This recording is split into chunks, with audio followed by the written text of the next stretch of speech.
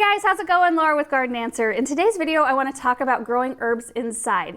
So this isn't going to really be a guide on how to get started per se. There are a lot of guides out there. You know, coming from a garden center background, I've heard a lot of the struggles that people come up against when trying to grow things inside. So what I thought I would do today is just talk about the things I think are the top struggles. So those in my mind are lighting, watering, drainage and soil, temperature, fertilizing, and insects. And if you've been dealing with any of those particular issues and you just want to skip forward to that part in the video, we've listed all the time signatures right up here. So all of these things can be applied to growing things in your home year round, but I'm kind of gearing this specifically toward winter because that's where we're at right now. It's like right in the middle of winter, right when we're really wanting to see something green and we were wanting to grow something. We're excited for spring. But once spring rolls around and it starts warming up, I always shift all of my stuff outside because that's truly where plants are the happiest. And before we get into the specific issues, I wanted to encourage you guys, if you are a beginner gardener or if you are somebody who's tried to grow things inside without much success, to start with actual plants rather than starting from seed. Because when you start with an actual plant, it's far easier. You're not having to baby seed along the way. You're also miles ahead in terms of growth. Like take this rosemary plant, for example.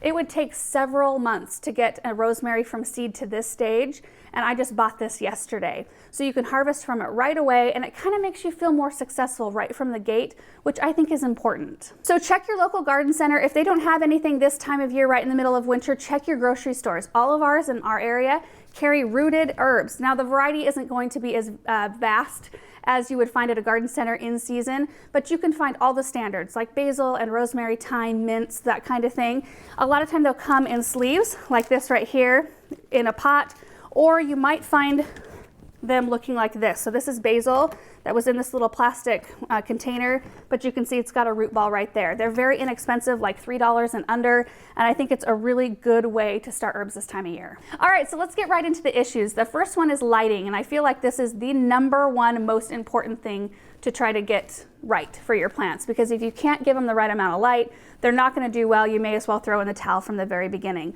Most herbs require full sun, which typically means like 6 to 8 hours of sun. In the wintertime, as you all know, the days are shorter, the light isn't as intense, so getting that kind of light to your plants can be a little bit difficult.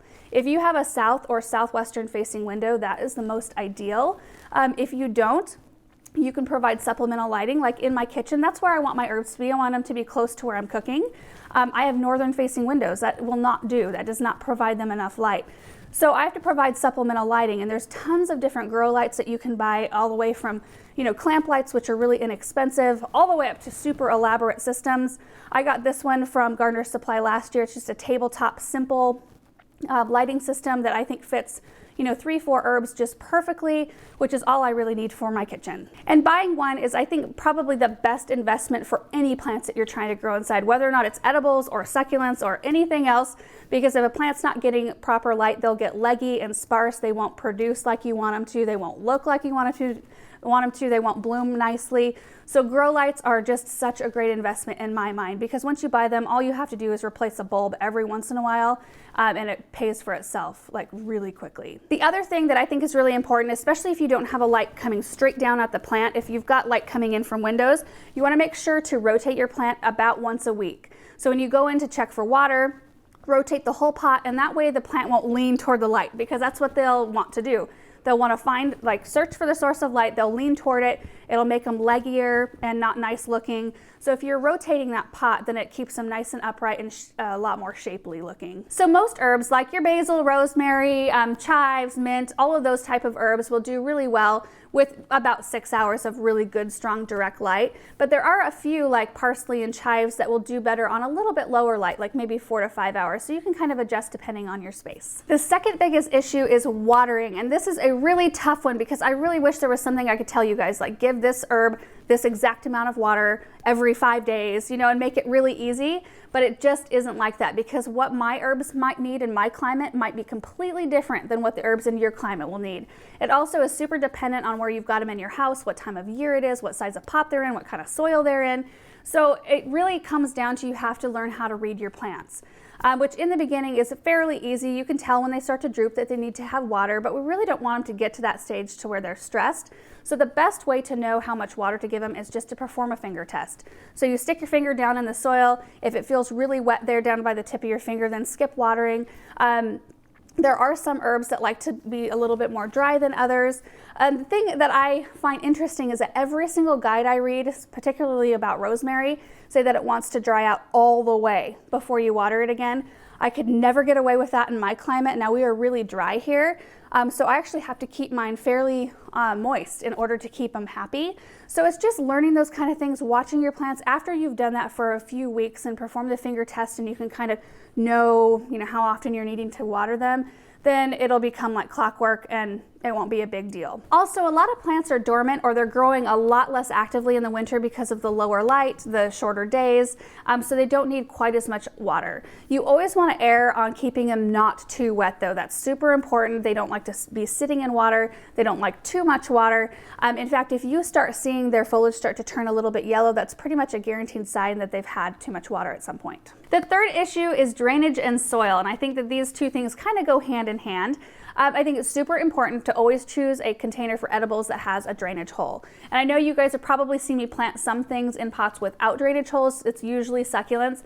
You can get away with it in certain cases. I think it has to do with really being able to read your plants and kind of experience level. I mean, it's what I do for a living. I garden. So I've done it so many times that I can get away with doing succulents in a non-draining container. But herbs I would always put in a draining container. The other thing you can do to help with drainage and actually air circulation is if you've got your pot sitting on a saucer or whatever kind of tray you've got it sitting on, fill that with pebbles, and that will help any excess water that's coming out the bottom of the drain hole to kind of have a place to go instead of the pot sitting in the water and wicking that moisture back up. And it also allows for more air to get in through the drain hole and kind of keep the roots aerated and happy. So I don't mean putting gravel inside the pot. I always put full soil. I never put gravel in for extra drainage. I'm talking about in the tray below it. Good air circulation is just so important to keep fungal problems at bay. So doing the pebble thing helps. Putting a fan nearby, not right on your plant so that it doesn't dry things out too quickly, but somewhere in the room so that there's circulating air, just as long as it's not like a closed in room that has absolutely no air movement, your plant should be fine. And also using a good quality potting soil is really important. You never want to use garden soil in your pot, so don't go outside and shovel some dirt into your container because it's too heavy, it's too compact, and it will smother the roots of your plants. You want to use something that's specifically meant for putting things in pots. I've been using Espoma organic potting soil for a lot of years and have really had great luck with it. Also, the type of container that you're putting it in can play an important role. I prefer terracotta just because they're breathable. Oxygen can pass through the material of the pot. And I just think that that is a really good situation for roots. If you're using plastic, just keep in mind that you may not have to water as often because that air is not passing through that way. And while I'm on the subject of pots and saucers, that kind of thing, make sure that if you're choosing a terracotta pot and a matching saucer to go underneath it, make sure that saucer is glazed on the inside, because if it's not, the water will seep through. Like if you get a collection of water in that saucer that's unglazed, it'll seep through to the surface, wherever you have your plant setting on, and it can ruin, if it's a wood surface, that kind of thing, it can ruin it. So you want to make sure that whatever tray you're using, that water cannot pass through it. The fourth issue is temperature, and this one isn't a biggie, but I thought I would go over it anyway. Most herbs like temperatures like we like. So if we're growing them inside and we have our thermostats set at around 70, give or take, the herbs will be extremely happy. They can take cooler temperatures at night if you have your temperature set to go down a little bit. They'll be totally fine. But the thing that I think people don't think about most often is that if we've got them setting on a windowsill, the windows get quite a lot colder than the actual ambient temperature in the room. So if you've got tender herbs like basil and they're up against a window, it can actually really damage their leaves if the foliage touches that window. And by the same token, if you're keeping your herbs inside all year long, same goes for summertime too. It gets a lot hotter by that window than it will in the rest of the room. So you may want to back your plants up a little bit so they don't scorch. The fifth thing is remembering to feed our plants. And the feeding of the plants is not hard to do, but remembering to do it can be a little tricky. I have to set alarms on my phone. Sometimes it still doesn't happen, but trying to be as consistent as possible with that is a really good idea. So my indoor herbs in the wintertime, I typically give them fertilizer about once a month with just a good all-purpose plant food.